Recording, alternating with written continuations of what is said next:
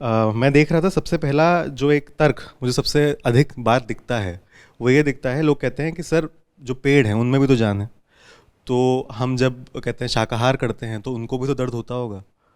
तो इस पे आप क्या कहना चाहेंगे? देखो, दो तीन बातें। पहली बात तो ये कि पेड़ पौधों वगैरह के पास रिएक्ट करने की क्षमता तो होती है, और यही बात पिछली शताब्दी में वैज्ञानिकों द्वारा सिद्ध भी करी गई थी। लेकिन पेन फील करने के लिए एक आपको स्नायु तंत्र चाहिए, सेंट्रल नर्वस सिस्टम चाहिए। वो पेड़ पौधों के पास नहीं होता। हम इस बात से इनकार नहीं कर रहे हैं कि सब जीव, जिनमें पेड़ पौधे भी हैं, सब कॉन्शियस होते हैं। हाँ, एक पौधा भी निश्चित रूप से कॉन्शियस होता है। ये यहाँ पौधा रखा हुआ है और मैं इसको नुकसान नहीं पहुँचाना चाहूँगा, इसमें भी चेतना है जी। पर ये हम समझेंगे कि दर्द अनुभव कर पाने की इसके पास फैकल्टी ही नहीं है, तो इसको दर्द नहीं अनुभव होता। ये पहली बात है।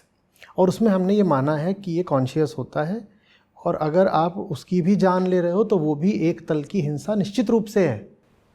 कोई अगर पेड़ को काट रहा है तो वो भी हिंसा होती है, और हमें ये बात माननी पड़ेगी। मैं सहमत हूँ इस बात से, हम इनकार नहीं कर रहे। लेकिन चेतना के स्तर अलग अलग होते हैं ना, कॉन्शियसनेस के लेवल्स होते हैं, ठीक है। उसमें बाइनरी नहीं होता कि 0 है या 1 है, कि कोई कॉन्शियस है या अनकॉन्शियस है। नहीं, ऐसा नहीं होता। फुली कॉन्शियस और फुली अनकॉन्शियस के बीच में पूरी एक लीनियर स्केल होती है, कॉन्टिन्यूअस, है ना। तो सब जितने भी प्राणी हैं, बीइंग्स हैं, वो अलग अलग लेवल की कॉन्शियसनेस के होते हैं, अलग अलग स्तर की उनकी चेतना होती है। जिसकी चेतना जितने ऊंचे स्तर की है वो उतने ही ज़्यादा मूल्य का, सम्मान का प्राणी हो जाता है, और उतनी ही उसकी जिम्मेदारी भी बढ़ जाती है। जो जितनी ऊंची चेतना का है, जो जितना देख सकता है, जान सकता है, समझ सकता है, उसकी कीमत उतनी ही ज़्यादा होती है, लेकिन साथ ही साथ उसकी जिम्मेदारी भी उतनी ज़्यादा होती है। तो हम बहुत अच्छे से जानते हैं कि चेतना के तलों की जब बात आएगी तो उसमें जो फुली अनकॉन्शियस है उसको हम बोल देते हैं पेड़, और पेड़ कह रहा हूँ, रेत हो गई, पत्थर हो गया, है ना। जितना भी ये मटेरियल वर्ल्ड है वो हो गया आपका फुली अनकॉन्शियस। फुली कॉन्शियस हम कह देते हैं कोई बहुत ऊंची चेतना का व्यक्ति होता है, उसको हम कह देते हैं कि he is almost fully conscious. उसको फिर हम लिबरेटेड बोल देते हैं या एनलाइटेंड बोल देते हैं, जो भी हमें मन में आता है। और उनके बीच में ये सब अलग अलग लेवल्स की कॉन्शियसनेस के होते हैं। तो सबसे कम कॉन्शियसनेस पेड़ पौधों में होती है, उनसे ज़्यादा जानवरों में होती है, उनसे ज़्यादा इंसानों में होती है। तो जो इसमें सिद्धांत है, प्रिंसिपल है, वो है प्रिजर्वेशन ऑफ कॉन्शियसनेस का। कोई नहीं कहेगा कि पत्थर था एक और पत्थर के आपने 2 हिस्से कर दिए तो हिंसा कर दी, क्योंकि पत्थर में कॉन्शियसनेस नहीं है। जब कॉन्शियसनेस नहीं है तो पत्थर को तोड़ देने में कोई हिंसा भी नहीं हो गई। लेकिन आप एक इंसान के 2 टुकड़े कर दें, जैसे आपने पत्थर के 2 टुकड़े करे थे, तो वो हिंसा कहलाती है, क्योंकि आपने कॉन्शियसनेस को काट दिया, आपने एक कॉन्शियस बीइंग को नष्ट कर दिया, तो वो हिंसा कहलाती है। तो हिंसा की, वायलेंस की परिभाषा ही यही है। कॉन्शियसनेस को नीचे गिराना ही हिंसा है। कुछ ऐसा करना जिसमें आपकी चेतना नीचे गिरती हो, जैसे लालच में आपकी चेतना नीचे गिरती है, क्रोध में आपकी चेतना नीचे गिरती है, वासना में आपकी चेतना नीचे गिरती है, ईर्ष्या में गिरती है। तो ये सब चीज़ें हिंसा होती हैं। जो कुछ भी आपकी चेतना को नीचे गिराए हिंसा है, और आप दूसरे के साथ कुछ ऐसा करते हैं जो उसकी चेतना को नीचे गिरा दे तो वो भी हिंसा है। तो अगर आप किसी दूसरे को लालच दें तो ये हिंसा है, क्योंकि इससे उसकी कॉन्शियसनेस गिरी है नीचे। और अगर आप किसी दूसरे को मार दें तो ये और बड़ी हिंसा है, क्योंकि अब उसकी कॉन्शियसनेस शून्य हो गई, वो खत्म ही हो गया। लेकिन आप एक पत्थर को काट दें तो हिंसा नहीं कहलाती, क्योंकि उसकी चेतना एकदम शून्य बराबर है। तो इसी सिद्धांत के आधार पर एक पौधे को अगर आपने मार दिया तो वो हिंसा है, पर वो छोटी हिंसा है।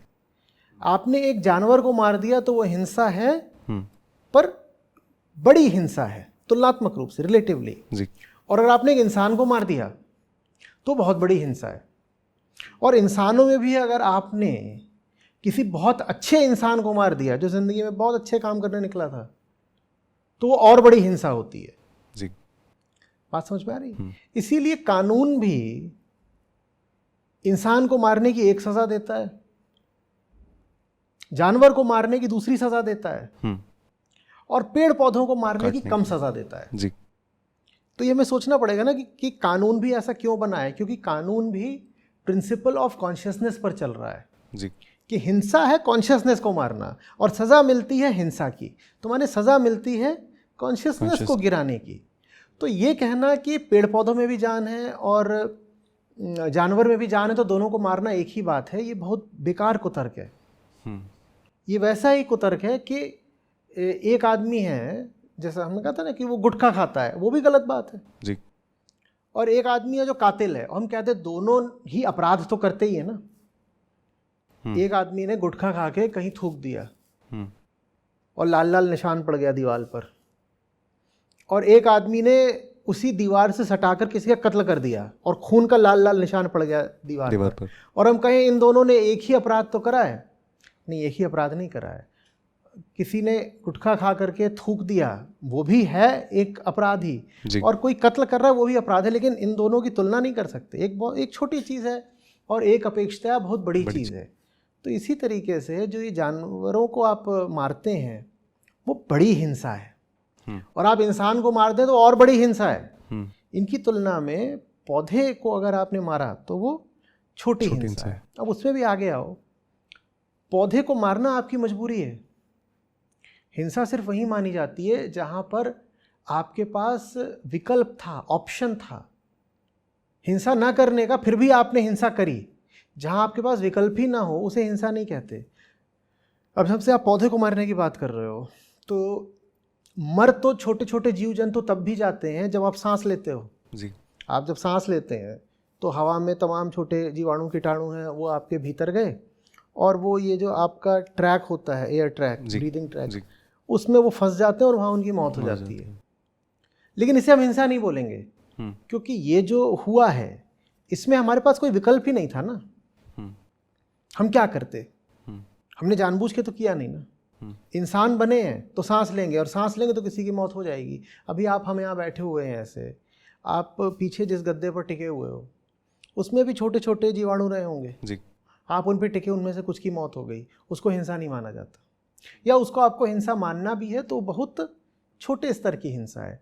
छोटे स्तर की हिंसा का बहाना बनाकर बड़े स्तर की हिंसा को जस्टिफाई नहीं करना चाहिए जी। कि कोई गुटखा बीड़ी खाता है, उसका बहाना बनाकर आप कत्ल और बलात्कार शुरू कर दें, ये तो कोई तर्क और कोई तुक हुआ ही नहीं ना। ये तो बेकार की बात हो गई बिल्कुल ही। मैंने देखा है कई लोगों को ये तर्क लगाते हुए भी कि गलती से हमसे मच्छर भी तो मर ही जाते हैं ना, तो फिर अगर हम कोई जानवर, गलती से आपसे जो हो गया जी वो कोई पाप नहीं होता है। आप सो रहे थे, आपके ऊपर एक मच्छर आकर बैठ गया, आपने करवट ले ली और मच्छर दबकर मर गया जी, ये कहीं से हिंसा नहीं है। इसमें आपने कुछ नहीं कराया ऐसा जिसकी वजह से आपको दोषी ठहराया जाए जी।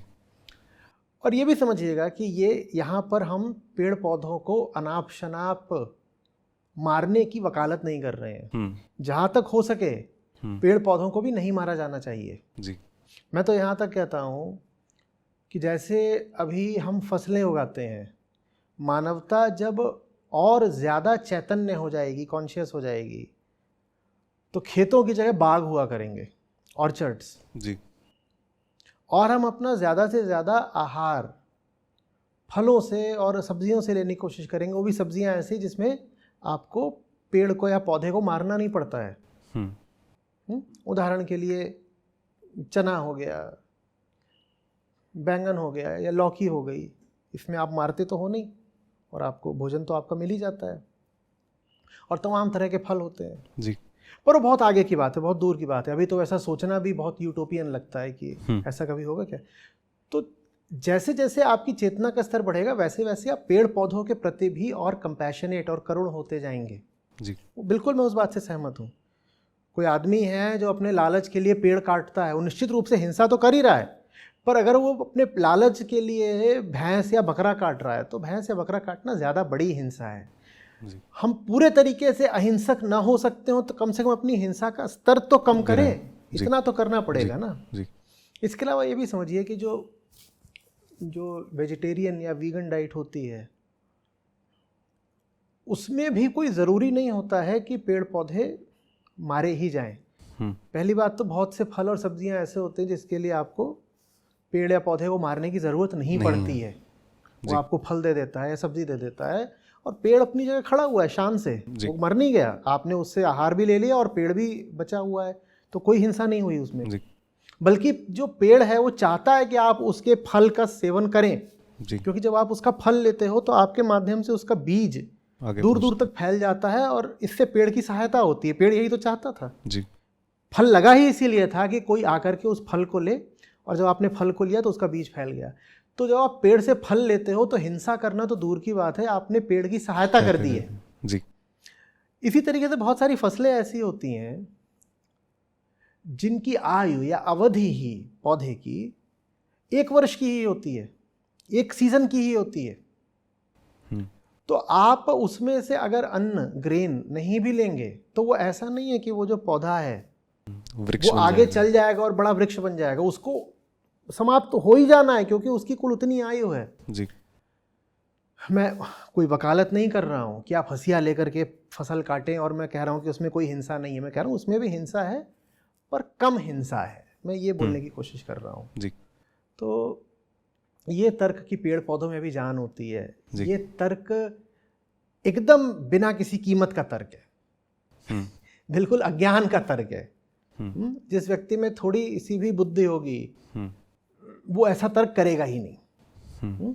ये वही बात हुई कि कोई कहे कि भैंस क्यों काट दी, तो व्यक्ति बोले क्योंकि तुमने अमरूद खाया था। तुम अमरूद खा रहे हो और मैं भैंस खा रहा हूँ, एक ही तो बात है। ये कहाँ का तर्क है भाई? और अगर भैंस और अमरूद बराबर है तो आदमी और भैंस एक बराबर है। मैं सिर्फ बुद्धि की बात नहीं कर रहा कि आदमी और भैंस बुद्धि में एक बराबर है, क्योंकि इस तरह का तर्क दिया जा रहा है तो आदमी और भैंस भी बुद्धि में एक ही बराबर है। पर जिस सिद्धांत से आप ये कहोगे कि भैंस बराबर अमरूद, फिर उसी सिद्धांत से आदमी बराबर भैंस जी, कि भाई सब में जान है, तो फिर आप ये कहोगे कि अगर कोई अमरूद खाता है तो हम भैंस काट देंगे। तो एक अगला व्यक्ति आके ये भी कह सकता है कि तुम भैंस काटोगे तो मैं इंसान काट दूंगा, वही सिद्धांत आगे बढ़ जाएगा। तो ये बेकार का सिद्धांत है, इसकी हमें बात नहीं करनी चाहिए। जी जी।